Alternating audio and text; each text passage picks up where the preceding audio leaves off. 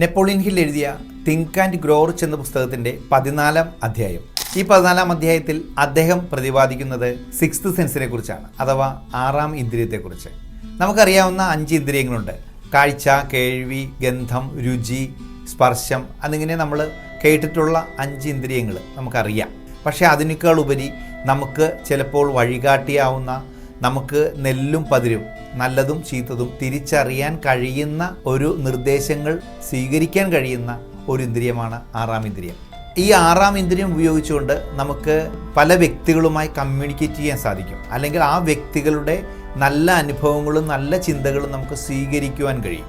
ഈ 6-ാം ഇന്ദ്രിയം വികസിപ്പിക്കുന്നതിന് വേണ്ടി ചെയ്യുന്ന രീതികളെക്കുറിച്ച് അദ്ദേഹം ഈ പുസ്തകത്തിൽ പ്രതിപാദിക്കുന്നുണ്ട്.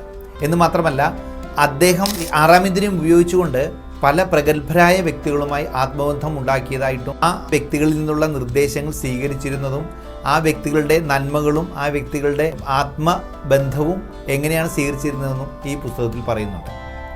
നമ്മൾ ഈ 6-ാം ഇന്ദ്രിയത്തിലൂടെ നമുക്ക് നമ്മൾ ഉദ്ദേശിക്കാത്ത രീതിയിൽ അൺലിമിറ്റഡ് ആയിട്ടുള്ള ഒരു പവർ നമുക്ക് സ്വീകരിക്കാൻ സാധിക്കും, ഉണ്ടാക്കാൻ സാധിക്കും. ഓരോ കാര്യങ്ങളിലും ഒരു പോസിറ്റീവായിട്ടുള്ള എനർജി ഉണ്ടാക്കാൻ സാധിക്കും. ഇതൊരു ട്യൂൺ ചെയ്ത് കൊണ്ടുവരേണ്ട ഒന്നാണ് എന്നാണ് ഈ പുസ്തകത്തിൽ പ്രതിപാദിക്കുന്നത്. 6-ാം ഇന്ദ്രിയം എങ്ങനെയൊക്കെ ട്യൂൺ ചെയ്യാം? നമ്മൾ 6-ാം ഇന്ദ്രിയം ട്യൂൺ ചെയ്യുമ്പോൾ നമ്മുടെ മനസ്സിന് ശാന്തതയുണ്ടാക്കിയെടുക്കാൻ ഇതിൽ അദ്ദേഹം പറയുന്നുണ്ട്.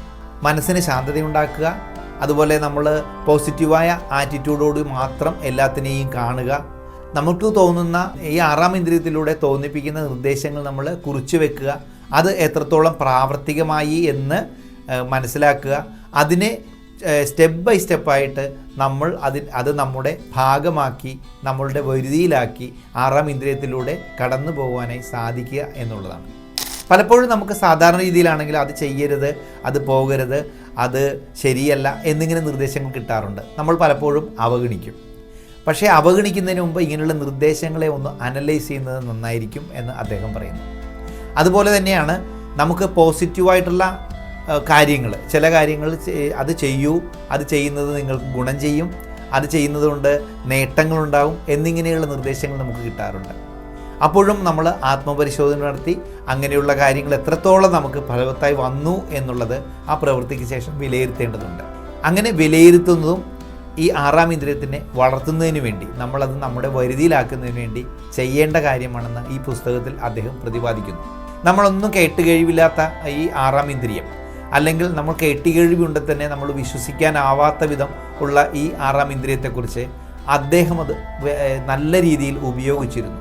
അദ്ദേഹം പ്രഗത്ഭരായ വ്യക്തികളുമായി ആത്മബന്ധം സ്ഥാപിക്കുന്നതിനും ആ ആത്മബന്ധത്തിലൂടെ ആത്മീയമായ അവരുടെ ചിന്തകളും ശക്തിയും എനർജിയും ശരിയായ രീതിയിൽ അദ്ദേഹത്തിലേക്ക് സ്വീകരിക്കുന്നതിനും അവരുടെ കാഴ്ചപ്പാടിലൂടെ മനസ്സിലാക്കുന്നതിനും ആ ബന്ധത്തിലൂടെ അദ്ദേഹത്തിന് പോസിറ്റീവായ കാര്യങ്ങളിലേക്ക് കടക്കുന്നതിനും സാധിച്ചിട്ടുണ്ട് എന്ന് അദ്ദേഹം ഈ പുസ്തകത്തിൽ പറയുന്നു. അപ്പോൾ ഇതിനെ നമ്മൾ ചെയ്യേണ്ടത്, സിക്സ്ത് സെൻസ് വളർത്തിയെടുക്കുന്നത് ഒരു കലയാണ്. ആ വളർത്തിയെടുക്കുന്നതിലൂടെ നമുക്ക് പോസിറ്റീവായ ആറ്റിറ്റ്യൂഡും പോസിറ്റീവായ വളർച്ചയും ഉണ്ടായിക്കൊണ്ടിരിക്കും എന്ന് ഈ പുസ്തകത്തിലൂടെ നമുക്ക് മനസ്സിലാക്കാൻ സാധിക്കും. അപ്പോൾ എല്ലാവർക്കും ഒരു സിക്സ്ത് സെൻസിൻ്റെ കാലമാവട്ടെ, അത് നിങ്ങൾക്ക് എപ്പോഴും പ്രയോജനകരമാവട്ടെ എന്ന് ആശംസിച്ചുകൊണ്ട് നിർത്തുന്നു. അടുത്ത അധ്യായത്തിനു വേണ്ടി അടുത്ത ആഴ്ചയിൽ ഇതേ സമയത്ത് നിങ്ങൾക്ക് എൻ്റെ യൂട്യൂബ് ചാനൽ നോക്കാം.